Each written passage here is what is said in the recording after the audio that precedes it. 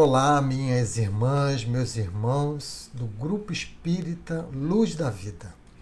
Eu sou o Alberto Leitão Rosa, colaborador do Centro Espírita Irmã Rosa, que fica aqui em Niterói, no bairro de Icaraí.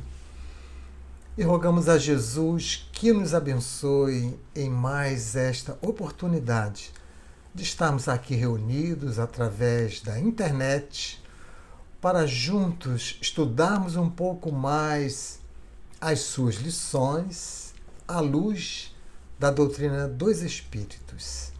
Em especial nesta oportunidade que se apresenta na data de amanhã, dia 14 de junho de 2020, o Grupo Espírita Luz da Vida está comemorando 26 anos de fundação. Então é motivo de alegria e gratidão da nossa parte.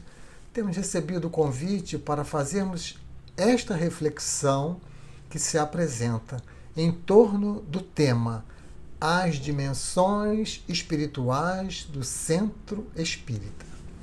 Mas, para nos prepararmos mais adequadamente para o momento de reflexão, vamos fazer, como de praxe, a leitura de uma página e a prece inicial.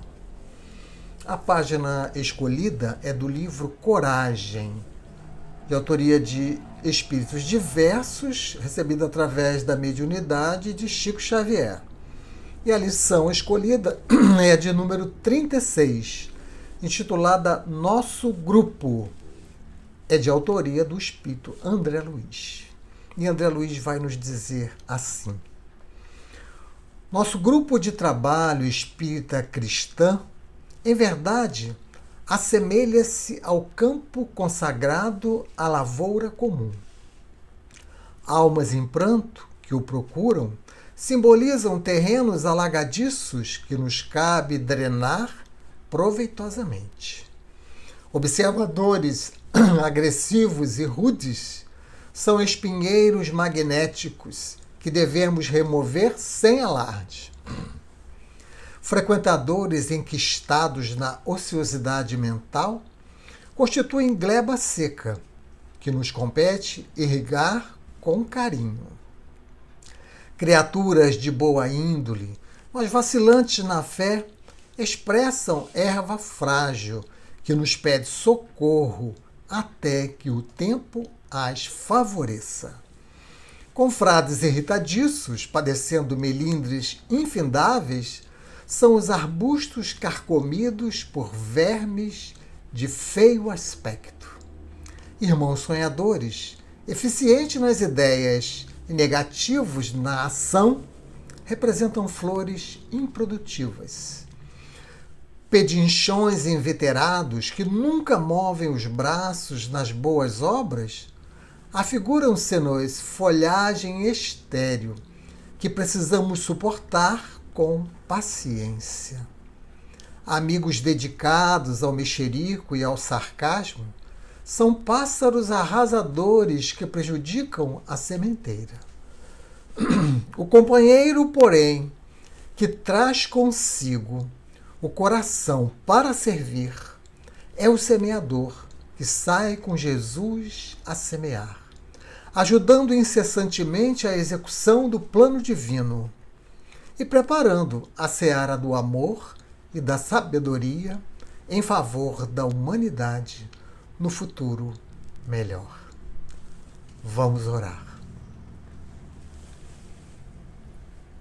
Senhor e Mestre Jesus, queridos amigos espirituais que agora nos unem em torno deste objetivo de reflexão para aprendermos um pouco mais, para nos confraternizarmos um pouco mais nesta oportunidade valiosa e para assim, Senhor, encontrarmos dentro de nós as ferramentas indispensáveis para podermos enfrentar todas as crises que se apresentam pelo mundo afora da nossa reencarnação. Abençoa a cada um de nós, Senhor, que que agora nos unimos, que possamos contar com a assistência dos bons espíritos, trabalhadores do Grupo Espírita Luz da Vida, para nos inspirar, nos orientar, de maneira que possamos tirar os melhores proveitos desta oportunidade. Que a sua paz, Senhor Jesus, que o seu amor possa continuar conosco em mais esta vez. Que assim seja, com a graça de Deus.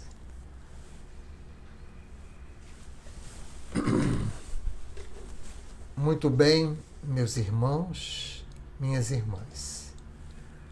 Vamos então iniciar a nossa reflexão trazendo uma passagem que está narrada por Ivone do Amaral Pereira no livro Devassando o Invisível, sob o título As Virtudes do Consolador. A dona Ivone vai nos contar que um simples acaso a levou no ano de 1957 a Belo Horizonte visitar o lar do seu Antônio e da dona Ormezinda Santos. Eles haviam passado pela difícil prova da desencarnação de uma filha querida há 2 anos atrás, a Elizabeth, de 14 anos de idade. E a dona Ivone, quando chega, naquela casa que ela descreve como sendo de estilo colonial português, o seu Antônio era português. Então, quando ela chega nesta residência, pela sua percepção mediúnica, ela começa a se sentir num outro ambiente, em verdade, numa construção de estilo hindu. Ela começa a sentir a presença de muita arte, de muita beleza. Mas ela já estava acostumada com esses transes nos momentos em que ela estava na sua vida cotidiana. E logo após ela se recuperar e retomar a realidade, ela então vislumbra um quadro da Elizabeth, que está na parede, ela vestida com uniforme escolar. E então ela pede que a dona Ormezinda a conte, né? Quem é aquela moça, quem é aquela menina que estava no quadro. E a dona Ormezinda então vai contar toda a história, que é longa, que nós não vamos trazer em detalhes, mas recomendamos a leitura completa deste capítulo, As Virtudes do Consolador, no livro Devassando o Invisível. Mas o fato é que a dona Ormezinda vai contar que a Elizabeth, ou Betinha, como era chamada, ela estava prestes a completar 15 anos. E ela, junto com a mãe, vinham planejando como seria a festa e principalmente como seria o vestido. E aquele vestido ele foi totalmente detalhado, era um vestido rosa, com todos os detalhes já planejados. Mas esse vestido não chegou a ser confeccionado, porque a Betinha desencarnou antes, né? Mas 3 dias após a sua desencarnação, estando as suas irmãs Eunícia e Zinda dormindo num quarto, eis que, na madrugada, Eunice desperta com um grande clarão no quarto. E a outra irmã Zinda dormia um sono profundo. Então, naquele clarão, Eunice pôde identificar a sua irmã, que havia sido sepultada há 3 dias atrás. E ela percebe a irmã vestida com uma roupa que ela não conhecia. Mas ela, a Eunice, era uma exímia desenhista. Então, na manhã seguinte, ela, assim que despertou, ela tomou o lápis, o papel, e desenhou a sua irmã com todos os detalhes daquela roupa, com a sua fisionomia, com toda aquela realidade que aquele espírito, em verdade, materializou-se para a irmã, graças à doação do ectoplasma da outra irmã que dormia. Mas não vamos entrar nesse detalhe, porque não é o objeto de trazermos essa história. O fato é que ali, então, comprovou-se a imortalidade da alma, aquilo confortou muito a família, e vida que segue. Mas no ano de 1959, 2 anos depois, a Dona Ivone volta a Belo Horizonte e volta a visitar o Lar dos Santos. E naquele dia ela não foi hospedada nesta casa, ela foi dormir num outro lugar. E ela diz então que quando dormiu, sentiu-se sair do corpo e identificou uma menina, uma jovem, que veio em um uniforme escolar falar com ela. E ela não se lembrou da Betinha, ela não se lembrou daquele quadro que ela havia visto com ela com seu uniforme escolar. Mas a Betinha lhe pede que ela lhe acompanhasse. E ela então lhe acompanha, até porque nesse momento ela também percebe a presença de Charles, o seu protetor espiritual. E ele então tinha confiança de ir. E foi então quando se viu indo para casa, para o Lar dos Santos. Mas quando chega lá, ela não identificou aquela construção física, ela identificou uma construção espiritual, porque lá novamente ela viu aquela construção hindu. E ela veio depois a saber que a Betinha era ligada a uma falange espiritual hindu. Mas a Betinha estava levando ela lá e agora ela viu uma série de coisas acontecendo, porque era uma casa de caridade. Era uma casa que abrigava crianças, que abrigava mulheres gestantes. E a Betinha então lhe disse: este é o meu sonho que preciso realizar no mundo físico. E peço que a senhora conte isto para os meus familiares, para que eles possam se sensibilizar e tornarem no mundo físico a realidade que já existe no mundo espiritual. E a Dona Ivone, então, se incumbiu da sua tarefa, fez aquilo que Betinha lhe solicitou, e no ano de 1961, 2 anos após, foi fundada na cidade de Belo Horizonte a Cruzada do Bem Elizabeth Santos, ou Casa de Betinha, como é carinhosamente chamada, que até hoje abriga gestantes, abriga crianças e também funciona o Centro Espírita Cruzada do Bem Elizabeth Santos. E essa é a passagem que escolhemos para colocarmos as nossas mentes, os nossos corações em torno do tema que queremos desenvolver, as dimensões espirituais do Centro Espírita. Quando vamos identificar que toda obra do bem, ela é planificada no mundo espiritual antes de se tornar realidade no mundo físico. Há alicerces espirituais para as obras do bem, dentre elas o Centro Espírita. Esse é o tema que vamos conversar. E isto nós vamos ver que aumenta muito a nossa responsabilidade, porque há alicerces no mundo espiritual, há uma equipe espiritual que tem planos e nós precisamos ser os executores deste plano. Ora, então, é importante nós entendermos o que é o Centro Espírita, qual o modelo que os benfeitores idealizam, né? Quem são as pessoas que estão chegando ao Centro Espírita, quais são os objetivos que nós precisamos atingir.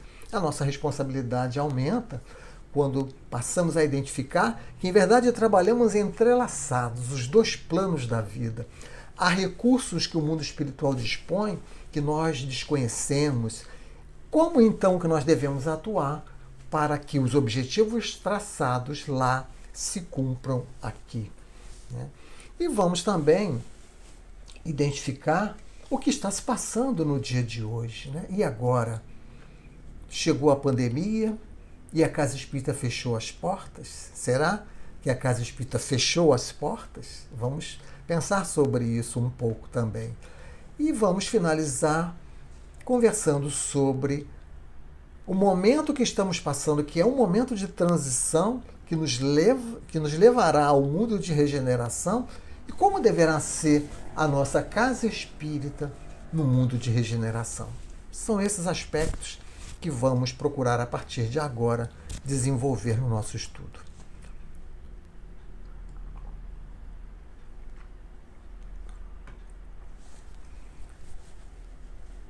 A nossa irmã Sueli Caldas Schubert publicou uma obra intitulada Dimensões Espirituais do Centro Espírita, que trata profundamente do tema que nos cabe abordar hoje, mas ela traz como prefácio do livro uma psicografia de Divaldo do Espírito Bezerra de Menezes, que vale a pena que todos leiam. Mas vamos trazer um pequenino trecho que extraímos de lá, quando Bezerra vai dizer assim: não se trata somente de uma construção física, o centro espírita, né? Mas sobretudo de uma edificação espiritual cujas bases devem estar fincadas na rocha da espiritualidade. Como vimos no exemplo da casa de Betinha, o centro espírita é uma construção física, mas tem bases fincadas na rocha da espiritualidade. É isso que Bezerra vai nos falar. Ou seja, a fundação de um centro espírita, ela no mundo espiritual é planejada muito antes, né?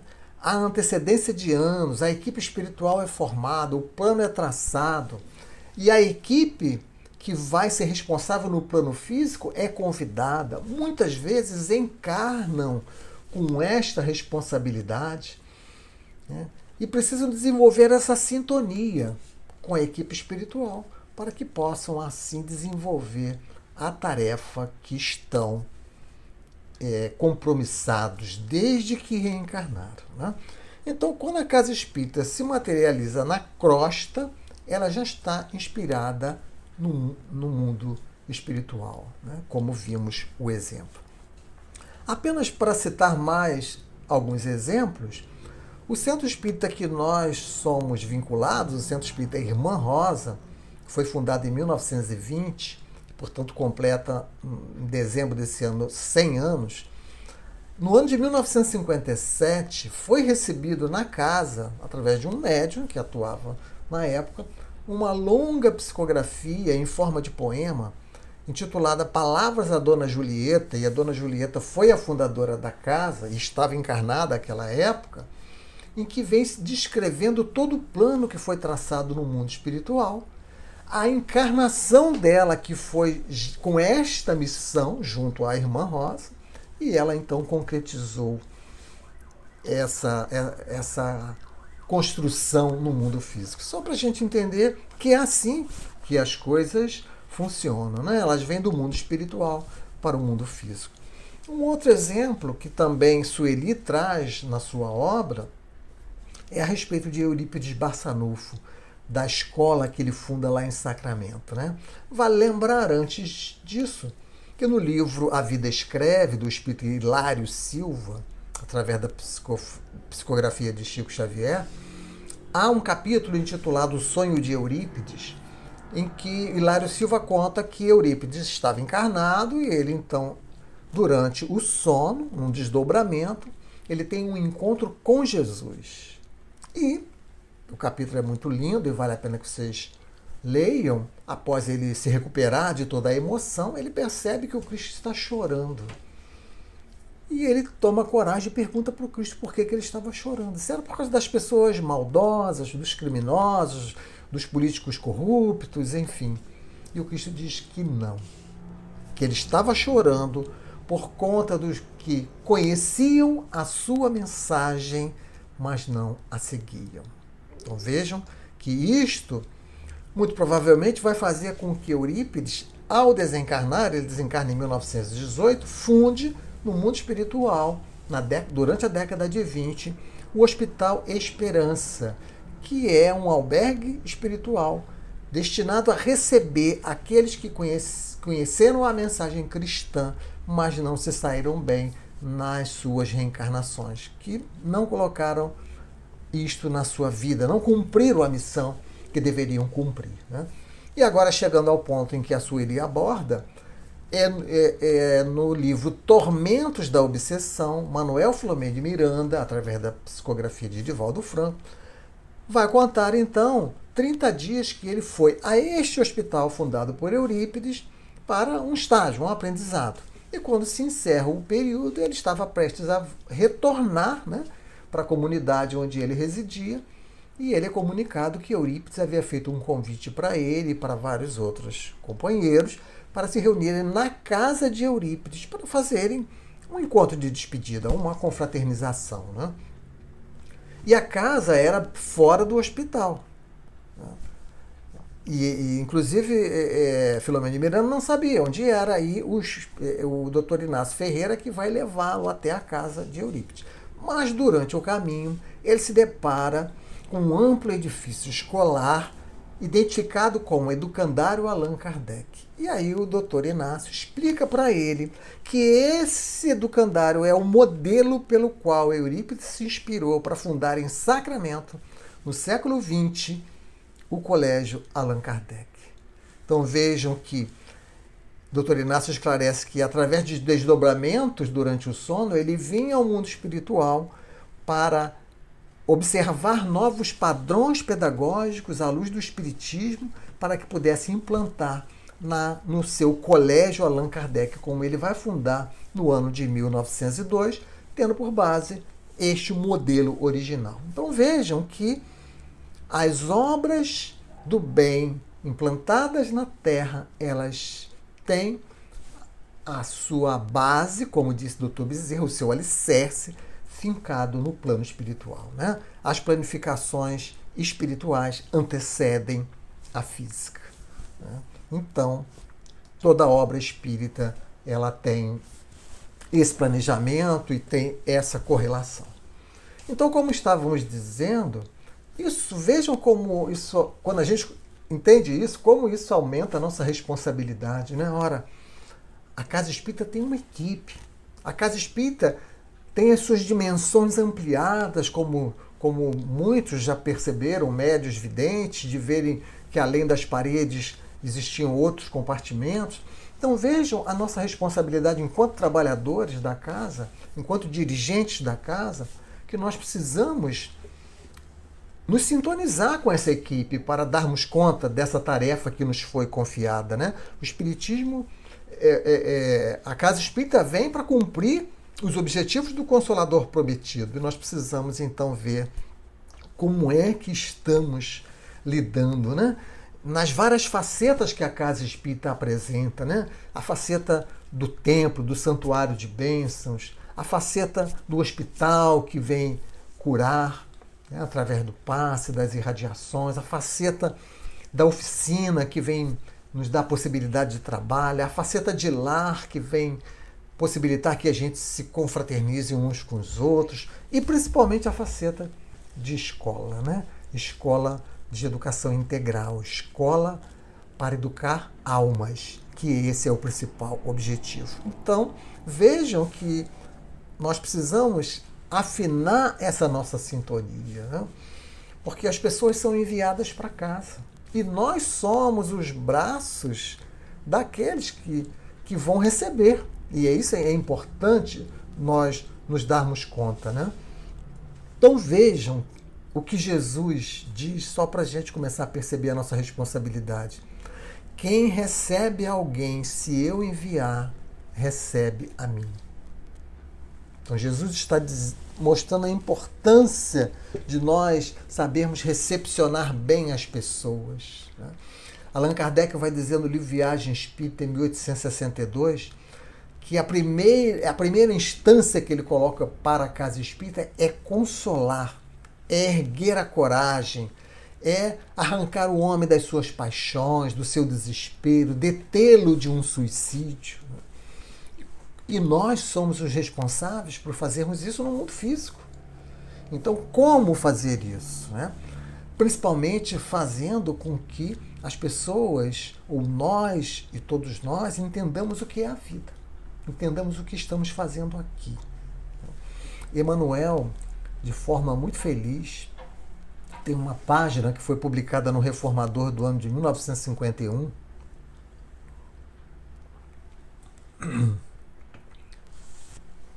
que tiramos um pequeno trecho onde ele vai dizer que o Centro Espírita é uma escola, onde podemos aprender e ensinar, semear o bem e colher, burilarmos-nos e aperfeiçoar os outros na senda fraterna.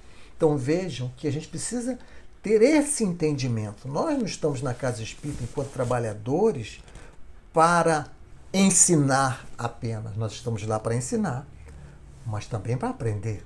Nós não estamos lá apenas para semear o bem para os outros, nós estamos lá para colher também o bem para nós, para ajudarmos os outros a encontrarem caminhos na senda do progresso, mas também nós encontrarmos o nosso caminho.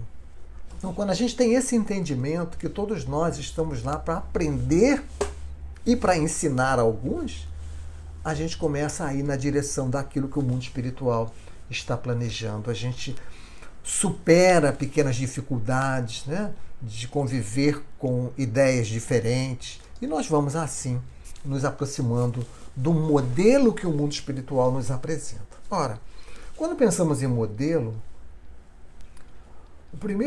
a primeira ideia que apresenta-se à nossa mente é a Casa do Caminho, né, fundada lá ao tempo, né, de Jesus, logo após a desencarnação de Jesus, fundada pelos seus discípulos. E o livro Paulo Estevão, de Emmanuel, retrata muito bem o que era a Casa do Caminho. E aqui nós vamos encontrar um modelo, principalmente para o objetivo que nós devemos focar as nossas ações. Vejam o que Paulo, em conversa com Barnabé, vai dizer. Poderemos atender a muitos doentes, mas sempre houve e haverá corpos enfermos. Mas a iluminação do Espírito deve estar em primeiro lugar. A compreensão do Evangelho e da exemplificação do Mestre renovaria as noções de dor. Então vejam, nós atendemos na casa espírita corpos enfermos? Sim. A corpos famintos? Sim. A corpos que estão sentindo frio? Sim. Tudo isto é importante, mas acima de tudo isso, é o que vai dizer Paulo, deve estar a iluminação do Espírito, a compreensão do Evangelho, porque isso vai renovar a noção de dor. Ele vai continuar. O necessitado encontraria recursos no próprio esforço. O doente sentiria na enfermidade um escoadouro de imperfeições. Todos teriam luz cristã para o auxílio mútuo. E, por fim, os obstáculos da vida seriam amados como corrigendas benditas. Então, é uma nova forma de ver a vida, né? Onde o Centro Espírita ajuda-nos que nós possamos encontrar com o nosso próprio esforço esse caminho, essa compreensão da vida, essa nova maneira de encarar a dor. Então, certamente é isso que está planejado no mundo espiritual e nós precisamos que isso venha a ser implantado no mundo físico. Ora, as pessoas chegam a casa trazendo diversas dores, né? E nós precisamos compreender quem são essas pessoas, qual é o perfil daqueles que chegam a casa como nós chegamos um dia, né? Há uma parábola que Jesus conta, intitulada dos 2 filhos, que dá para a gente perceber bem esse perfil psicológico dos que chegam à casa espírita. Porque ele diz que um certo senhor tinha 2 filhos e chama o primeiro filho para trabalhar na sua vinha e ele diz que não iria. Mas depois ele muda sua mente e resolve ir. E vai. E faz o mesmo convite ao segundo filho. E o segundo filho diz que iria, mas não foi. Essa é a parábola que nós encontramos para entender que muitos que chegam à casa espírita chegam após muitas dores. É aquele que disse que não ia, mas que depois de enfrentar muitas dores, ele acaba chegando à instituição. E nós não podemos ter nenhum tipo de preconceito, nós precisamos acolher as pessoas que chegam em qualquer situação. E talvez tenham outros que dizem que vão, estão até presentes em corpo físico, mas não estão presentes, porque não introjetam na conduta aquilo que é preciso introjetar para que a gente possa se modificar. Então, nós temos esses perfis que nós encontramos na casa espírita. Ora, dentro dos objetivos da casa espírita, que são os objetivos planejados no mundo espiritual, nós podemos estar compreendendo isso muito bem, né, quando nós olhamos as lições de Allan Kardec. Allan Kardec, há um texto dele que está na Revista Espírita de outubro de 1866, mas está depois, ele coloca na Gênese, no capítulo 18, os tempos são chegados, que vale a pena nós lermos integralmente esse capítulo, né? Mas lá ele vai dizer que o Espiritismo é o campeão absoluto da liberdade de consciência. Então nós precisamos respeitar a maturidade das pessoas e aguardar que o tempo de cada um vai chegar, né? Ele vai dizer que o Espiritismo combate o fanatismo, corta o fanatismo pela raiz. E em vez de desencorajar o fraco, encoraja-o, mostrando o fim que ele pode atingir. Que o Espiritismo destrói o império da fé cega, que aniquila a razão, e da obediência passiva, que embrutece. Então, se nós, na nossa instituição, não estamos atuando dentro desses objetivos, né, de liberdade de consciência, de afastar a fé cega, de afastar qualquer obediência passiva, de fazer com que as pessoas entrem num processo de buscar a sua autonomia, porque esse é o objetivo da doutrina espírita, fazer o homem autônomo, fazer com que o homem faça o bem porque ele quer fazer o bem. Então é nesse sentido que a casa espírita, que tem suas bases no mundo espiritual, que tem objetivos traçados no mundo espiritual, que precisam ser efetivados no mundo físico, nós precisamos compreender isto, né? Respeitando a liberdade, respeitando a maturidade de cada um, ou a imaturidade de cada um, né? E os recursos são muitos que os espíritos nos proporcionam.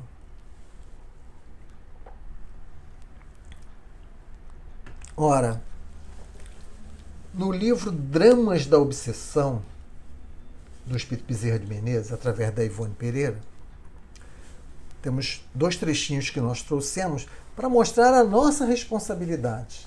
Porque esse é o foco principal. Quando a gente descobre que a casa espírita ela tem suas dimensões espirituais, que seus alicerces estão fincados na rocha da espiritualidade, isto não é para nós simplesmente nos emocionarmos ou até nos vangloriarmos, isso é para mostrar a nossa responsabilidade. O que nós estamos fazendo, essa reflexão nos leva a isso. Veja o que Bezerra vai dizer. As vibrações disseminadas pelo ambiente de um centro espírita, pelos tutelares invisíveis, os frutos necessários aos variados trabalhos, desde a cura de enfermo, a conversão de desencarnados sofredores, a oratória inspirada, são elementos essenciais. E essas vibrações hão de conservar-se imaculadas.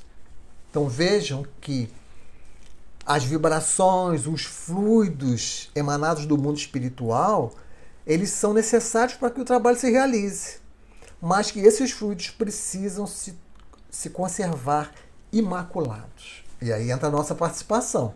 Ele continua. Daí porque a espiritualidade recomenda o máximo de respeito nas assembleias espíritas, onde jamais deverão penetrar a frivolidade, a maledicência, o mercantilismo, o ruído. Vejam como que nós precisamos estar atento ao nosso comportamento. E quando falamos comportamento, estamos falando de comportamento mental, principalmente, dentro da instituição que frequentamos. Bezerra vai concluir dizendo: um centro espírita onde as vibrações de seus frequentadores, encarnados e desencarnados, irradiem de mentes respeitosas, de corações fervorosos, de aspirações elevadas, será detentor da confiança da espiritualidade esclarecida. E somente esses serão registrados no além-túmulo como casas beneficentes ou templos de amor e de fraternidade. Porque os demais serão no espaço considerados meros clubes, onde se aglomeram aprendizes do espiritismo em horas de lazer. Então vejam como é importante a gente entender isso, né? Será que a casa que nós estamos participando, colaborando, é um templo de amor e fraternidade ou é um clube de lazer? Isto depende unicamente de nós, porque a espiritualidade está fazendo a parte dela. Agora, nós podemos manter imaculados aquelas vibrações e sermos então um templo de amor e fraternidade, ou nós podemos envenenar aquelas vibrações, aqueles fluidos com nossos pensamentos, com o nosso comportamento, e assim a instituição torna-se apenas um mero clube, como ele disse.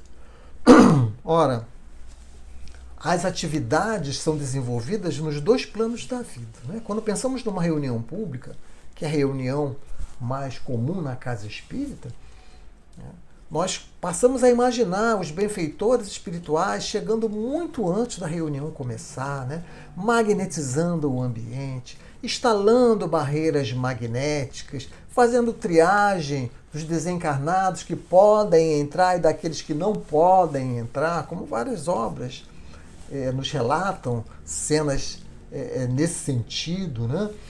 E relatando inclusive das aparelhagens que o mundo espiritual se utiliza para que aqueles que ficaram lá fora consigam ouvir a exposição, participar da exposição. Por algum motivo eles foram impedidos de adentrar ao ambiente, mas não ficaram abandonados, né? Então, durante a exposição, dentro da instituição, tratamentos são feitos, cirurgias espirituais são realizadas. Então a equipe espiritual está trabalhando em conjunto conosco. Enquanto está se fazendo a exposição doutrinária, nós estamos sendo atendidos. As nossas dificuldades estão sendo inspecionadas para que a gente possa, no momento do passe, ser atendido nessas dificuldades, né? Os espíritos providenciam painéis fluídicos para que os espíritos possam visualizar, né? Então, a nossa responsabilidade é grande no sentido de mantermos silêncio, mantermos recolhimento, estarmos sempre em oração, né? Porque o mundo espiritual faz a parte. E o mundo espiritual dispõe de recursos que nós não imaginamos. Esta é uma realidade que precisamos compreender, né? A gente vê em várias obras, né, falando em telas eletromagnéticas, em comunicadores de longa distância. Um dos recursos que mais nos impressionou lendo as obras é o que está na obra de Ivone Pereira, Memórias de um Suicida. Quando o educador Aníbal de Silas, que ensinava o Evangelho para as pessoas que estavam sendo assistidas na instituição, então Aníbal de Silas, no mundo espiritual, ele contava as histórias de Jesus, só que ele se utilizava de uma tiara que colocava na cabeça e ela estava ligada a um telão. Conforme ele ia contando as lições, a imagem de toda a cena aparecia no telão para que as pessoas que estão ouvindo pudessem ver a cena. Imaginem, isso no mundo espiritual há 100 anos atrás, ou mais de 100 anos atrás. Então imaginem que recursos o mundo espiritual não tem, né, que nós desconhecemos. A gente vai percebendo através de uma obra que se lê, através de um depoimento de um médium vidente, né, quantos já relataram momentos em que veem pétalas caindo sobre a assistência, pétalas invisíveis para os nossos olhos físicos, mas são fluidos reparadores, né? Quantos relatam também a questão dos nomes que nós escrevemos nos nossos cadernos de oração. Ali não está apenas o nome, ali também são registradas as vibrações que nós passamos ao escrevermos aquele nome, né? O fenômeno da psicometria poderia talvez nos dar uma ideia disso, em que as nossas vibrações são imantadas naquela escrita. Então, o mundo espiritual tem condições de ler não só os nomes, mas também perceber as vibrações que aquele encarnado que levou aquele nome está depositando junto com aquela escrita. Então, vejam que nós trabalhamos em conjunto, nós trabalhamos entrelaçados, o mundo espiritual e o mundo físico. E o mundo espiritual, a casa espírita no mundo espiritual, tem espíritos muito mais adiantados do que nós. Nós aqui estamos sendo admitidos na condição de assistidos. Todos nós, na casa espírita, somos assistidos. Sendo que alguns de nós, além de assistidos, passa a ser também colaborador, passa a ser também trabalhador da casa. Então, a nossa condição é inferior à dos espíritos que estão comandando. Não temos nenhuma dúvida disso. Estamos no mundo de provas e expiações. Daí precisar da nossa vigilância, para que a gente não venha a chegar no mundo espiritual, no retorno da vida física, achando que nós já ficamos 50 anos lá na instituição, fizemos um monte de coisa e vamos chegar lá no mundo espiritual. E vamos nos decepcionar com o que vamos encontrar, a depender de como nós estamos agindo, né? Como nós atuamos, como nós pensamos, como os ensinos do Cristo entram na nossa vida. É isso que faz diferença, né? Ora, diante da situação em que nós nos encontramos, né, da pandemia, nós ficamos pensando, ai meu Deus, e agora? A casa espírita fechou a porta. Será que a casa espírita está fechada? Ao fazermos essa reflexão, chegamos à conclusão que não. A casa espírita está aberta. Até a física. Só que nós não podemos entrar. Nós estamos impedidos de entrar na casa espírita, levando o nosso corpo físico. Mas nós não estamos impedidos de entrar na casa espírita durante o momento do sono, deixando o nosso corpo físico dormindo. Então a casa espírita está aberta. O corpo físico é que está impossibilitado de penetrar provisoriamente. Daqui a pouco mais voltaremos à nossa normalidade. E a casa espírita espiritual, essa então, sempre esteve aberta. Então é um desafio que se apresenta para nós desenvolvermos atividades, porque o mundo espiritual, a casa espírita, no mundo espiritual, está desenvolvendo atividades. E nós precisamos, nos utilizando da tecnologia, como estamos fazendo aqui agora, desenvolver atividades virtuais através do pensamento. Por isso, nós precisamos agora, o ambiente físico se tornou a nossa casa, a nossa residência. Então, como a gente precisa cuidar de pensamentos, como a gente precisa cuidar de atos, para que a gente possa colaborar com os espíritos ainda dentro das nossas casas. Então, a palavra e o pensamento têm efeitos enormes que os espíritos nos falam, né? Então, nós precisamos nos lembrar disso agora, né? André Luiz, no livro Nos Domínios da Mediunidade, vai dizer assim: renovemos o pensamento e tudo se modificará conosco. Ora, a mente é fonte criadora. Então nós temos que afastar de nós desânimo, desalento, né? Ociosidade, conversa infrutífera. Temos que afastar de nós aquilo que vai prejudicar aquelas vibrações, né, que o Dr. Bezerra estava falando. Então, nós precisamos cuidar das nossas energias, né?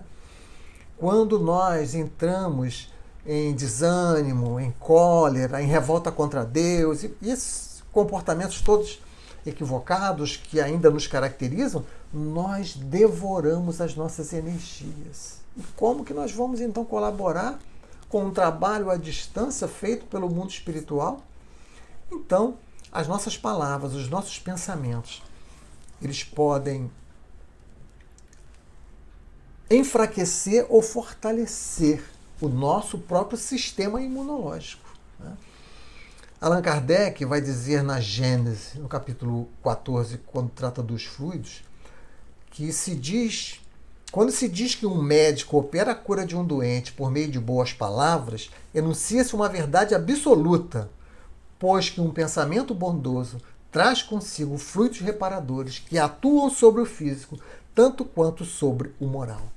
Então veja o que Kardec está dizendo. Quando um médico, através de palavras, ele cura, é porque, além das palavras, ele está enviando fluidos, quando essas palavras são bondosas. Então vejam o poder que nós temos de irradiar fluidos, né? De orarmos em conjunto, cada um no seu lar, nos utilizando da tecnologia, e esses fluidos chegam até todos os lares, né?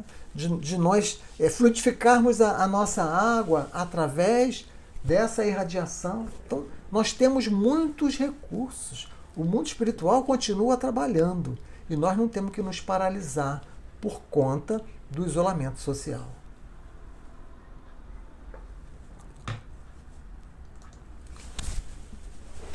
Há um trecho do livro de André Luiz, Evolução em Dois Mundos, que trata muito bem disso que nós estamos falando. É a segunda parte do livro, o último capítulo, capítulo 20, quando é feita uma pergunta a André Luiz. E a pergunta é a seguinte: a invasão microbiana está vinculada a causas espirituais? Olha como isso é atual. A invasão microbiana em nosso corpo físico, isso se vincula a causas espirituais? Resposta de André Luiz, um trechinho, né? Recomendo mais uma vez que vocês leiam o capítulo completo, capítulo 20 da segunda parte, Evolução em Dois Mundos. André Luiz vai dizer que o abuso de nossas forças, seja adulterando as trocas vitais do cosmo orgânico pela rendição ao desequilíbrio, seja estabelecendo perturbações em prejuízo dos outros, plasmam nos tecidos físico-psicossomáticos determinados campos de ruptura na harmonia celular. Ele está dizendo que os nossos desequilíbrios pessoais, ou quando nós perturbamos a outras pessoas, isto possibilita a invasão microbiana. É isso que ele está dizendo. Ele vai continuar. Verificada essa disfunção, esse desequilíbrio, toda a zona atingida pelo desajustamento se torna passível de uma invasão microbiana, qual uma praça desguarnecida, porque as sentinelas naturais não dispõem de bases necessárias à ação regeneradora que lhes compete. A própria ciência oficial já tem vários estudos nesse sentido, né? De que pensamentos, de que sentimentos alteram o nosso sistema imunológico, que a maneira como nós vivemos, isso altera o nosso sistema imunológico, fortalecendo ou enfraquecendo. E é disso que André Luiz está falando, que quando nós nos desequilibramos, nós ficamos com o nosso organismo qual uma praça desguarnecida. E ele vai concluir, dizendo assim: os princípios de Jesus, desterrando de nós animalidade e orgulho, vaidade e cobiça, crueldade e avareza, e exortando-nos à simplicidade e à humildade, à fraternidade sem limites, ao perdão incondicional, estabelecem, quando observados, a imunologia perfeita em nossa vida interior. Então vejam que André Luiz está nos recomendando o que poderíamos chamar de uma vacina espiritual. De nós, através de colocarmos na nossa vida as lições do Cristo e, consequentemente, afastarmos aquilo que ainda nos caracteriza como animalidade, orgulho, vaidade, cobiça, crueldade, avareza, como ele diz, e nós nos aproximarmos da simplicidade, da humildade, da fraternidade, do perdão, isto faz com que o nosso sistema imunológico se fortaleça. Por isso que, certamente os Espíritos registraram no Evangelho segundo o Espiritismo que fora da caridade não há salvação. O caminho para nós é a prática do bem. E quando nós fazemos o bem, nós nos protegemos. E nós temos a possibilidade de atuar em paralelo com a casa espírita espiritual, que continua funcionando a pleno vapor e que continua precisando de nós para nós realizarmos as atividades que são possíveis de serem realizadas dentro do quadro que se apresenta. Ora, vejam como é grande a nossa responsabilidade. Ao descobrirmos que a nossa instituição tem bases no mundo espiritual, tem equipe espiritual, tem objetivos que precisam ser cumpridos, né? E a gente fica imaginando o futuro, porque a pandemia vai passar. O planeta Terra, como os espíritos nos dizem, está sendo promovido a categoria de regeneração, saindo de provas e expiações e indo para a categoria de regeneração.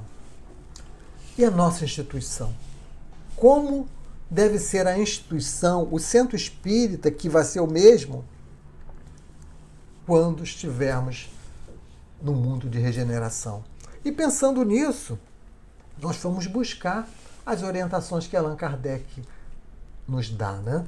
E trouxemos lá da Revista Espírita de fevereiro de 1862 alguns pequenos trechos de Allan Kardec que entendemos ser características do centro espírita no mundo de regeneração. Esse texto é uma resposta que ele dá à mensagem de Ano Novo dos Espíritas Leoneses, Revista Espírita, fevereiro de 1862. Trouxemos dois trechos. O primeiro, que ele vai dizer assim: se um grupo quiser estar em condições de ordem, de tranquilidade, de estabilidade, é preciso que nele reine um sentimento fraterno. Todo grupo ou sociedade que se formar sem ter por base a caridade efetiva não terá vitalidade. Vejam como isso é muito similar ao que Bezerra de Menezes disse lá através de Ivone Pereira. Enquanto que os que se formarem segundo o verdadeiro espírito da doutrina olhar-se-ão como membros de uma mesma família, que não podendo viver todos sob o mesmo teto, moram em lugares diversos. Vejam só. Então é preciso que a Casa Espírita, nesses novos tempos, se fortaleça com esse sentimento de fraternidade, né? Esse sentimento de caridade, onde nós desenvolvemos entre nós esta fraternidade, onde nós seguimos a tríade que Allan Kardec nos propôs de trabalho, solidariedade e tolerância. Então nós somos trabalhadores da instituição espírita. Então é preciso que nós trabalhemos, mas que tenhamos entre nós solidariedade, como o texto nos fala, e precisamos também ter tolerância, respeitando o nível evolutivo de cada um, não querendo exigir de alguém aquilo que ele não tem para dar. Então Kardec fala em trabalho, em solidariedade e em tolerância. E é isso que o Centro Espírita do mundo de regeneração deverá nos apresentar, né? Nesse texto ele vai dizer também que a tática dos adversários, e nós temos adversários no mundo espiritual e no mundo físico, quando a instituição, principalmente, ela está cumprindo com o seu papel, né? Há adversários. E eles dizem, então, que a tática deles é de criar sistemas divergentes. Então, nós passamos a entrar em polêmicas por coisas que não são importantes, né?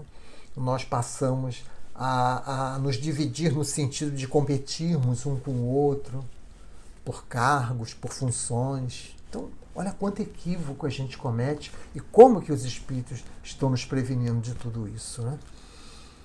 Então, a Casa Espírita precisa ser esse lar fraterno. A Casa Espírita, a gente identifica isso quando, por exemplo, acaba uma reunião, talvez vocês se lembrem de cenas assim, né? Como que a gente gosta de ficar na casa. Acabou a reunião, já apagou a luz, já fechou a porta e a gente está ali conversando, a gente não quer ir embora. Por quê? Porque ali a gente se sente bem. Então, quando isso acontece, significa que a equipe está bem entrosada. E é isso que nós precisamos procurar. Ora, ainda nesse texto, Kardec vai apresentar um outro trecho que destacamos. Ele vai dizer assim: outra tática de nossos adversários é a de procurar comprometer os espíritas, induzindo-os a se afastarem do verdadeiro objetivo da doutrina. Atenção a isso, a nossa responsabilidade. Kardec vai dizer: afastai cuidadosamente de vossas reuniões tudo quanto disser respeito à política e a questões irritantes. Nesse caso, as discussões não levarão a nada e apenas suscitarão embaraços.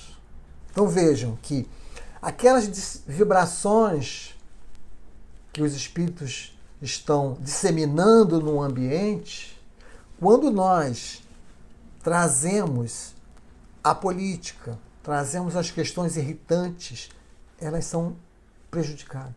É isso que Kardec está dizendo. Não que a gente não vai exercer o nosso poder, o nosso direito de cidadão, não. Não que a gente não vá ter opinião sobre as coisas, não. Mas isso não pode ser trazido para dentro da casa espírita. E vamos ampliar essa casa espírita, porque não é só lá, dentro daquela sede física, não. Porque agora nós estamos na nossa residência e aqui é a casa espírita.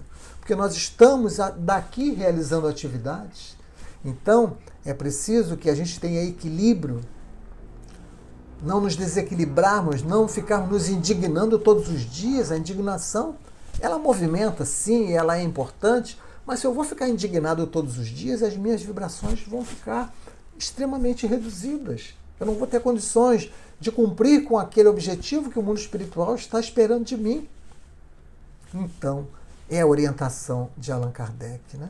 Afastai tudo quanto disser respeito à política e a questões irritantes. E ele conclui dizendo assim: procurai no Espiritismo aquilo que vos pode melhorar. Eis o essencial. Procurai no Espiritismo aquilo que vos pode melhorar. Eis o essencial, meus amigos. Mais claro do que isso é impossível. Nós precisamos, dentro da instituição, fora da instituição, em todos os lugares onde nós estivermos, nós somos espíritas. E enquanto espíritas, devemos procurar apenas aquilo que nos pode melhorar. Tendo a nossa opinião, como falamos, sim, não vamos deixar de ter opinião, mas não podemos perder o equilíbrio, não podemos perder as nossas boas vibrações por conta das questões que estão acontecendo neste mundo que sabemos que é transitório. E para nós concluirmos as nossas reflexões, vamos lembrar daquele pequeno trecho do Sermão da Montanha, quando Jesus vem nos falar, isso está no capítulo 7 do Evangelho de Mateus, que nem todo aquele que diz Senhor, Senhor, entrará no reino dos céus, mas somente aquele que faz a vontade de meu Pai. E ele diz, muitos me dirão, mas Senhor, nós profetizamos em teu nome, nós expulsamos demônios em teu nome, nós fizemos milagres. E o Senhor dirá, afasta-se de mim, não conheço vocês, vocês cometeram obras de iniquidade. Então, às vezes, a gente tem uma expectativa e essa expectativa não é atendida porque nós estamos apenas satisfazendo o nosso orgulho e a nossa vaidade dentro das nossas atividades. E o Cristo vai continuar dizendo que todo aquele que ouve as minhas palavras e as pratica, age como um homem prudente, como um homem sensato, que construiu a sua casa sobre a rocha. Bateram os ventos, as tempestades, veio a chuva e a casa se manteve em pé, porque ela está construída sobre a rocha. Mas há também os homens insensatos, aqueles que ouvem as minhas palavras e não as praticam. Este construiu a casa sobre a areia. Quando vierem as chuvas, os rios transbordarem, vierem os ventos, a casa ruirá. E essa lição deve ficar para nós ao concluirmos, né? Lembrando do que falamos lá no início, de quando Eurípides está com Jesus e o vê chorando. E Eurípides pergunta, por que o senhor está chorando? É por tanta maldade do mundo? Não. Jesus chorava porque nós que já conhecemos a mensagem cristã, não estamos praticando, não estamos fincando a nossa casa sobre a rocha. A nossa casa espiritual está fincada sobre a rocha, mas a casa material também precisa estar. Aproveitemos as oportunidades que estamos tendo nessa encarnação, meus irmãos. Encontramos a doutrina espírita, encontramos a Casa Espírita como o Grupo Espírita Luz da Vida, que completa 26 anos. Temos tudo para sairmos vitoriosos. desta encarnação, para chegarmos no mundo espiritual em condições muito melhores do que de lá nós saímos. Mas isso depende da nossa vontade. Que Jesus nos abençoe, que Jesus nos fortaleça. Muito obrigado pela atenção de todos vocês. E vamos então fazer uma prece para encerrarmos as nossas reflexões. Querido Mestre Jesus, queridos amigos espirituais, trabalhadores do Grupo Espírita Luz da Vida, em Maricá. Aqui estamos nós concluindo este encontro, agradecidos pelo envolvimento espiritual recebido, agradecidos pela oportunidade de lembrarmos as lições do Cristo, de lembrarmos as lições do Consolador prometido, para fortalecermos em nós as bases evangélicas que haverão de nos transformar. Envolva, Senhor Jesus, nós lhe rogamos, a todos os lares que agora nos ouvem, que agora se conectam conosco, que as irradiações do mundo espiritual e as nossas próprias irradiações possam chegar até cada lar, envolvendo cada familiar, trazendo a paz, o bom ânimo, a alegria, o otimismo, a esperança, Senhor Jesus. E que também, Senhor, possam as águas serem fluidificadas, de maneira a conter os fluidos que cada um de nós está necessitando. Muito obrigado, Jesus, por esta valiosa oportunidade que recebemos no dia de hoje. Que assim seja. Graças a Deus, meus irmãos, muita paz a todos, muita paz.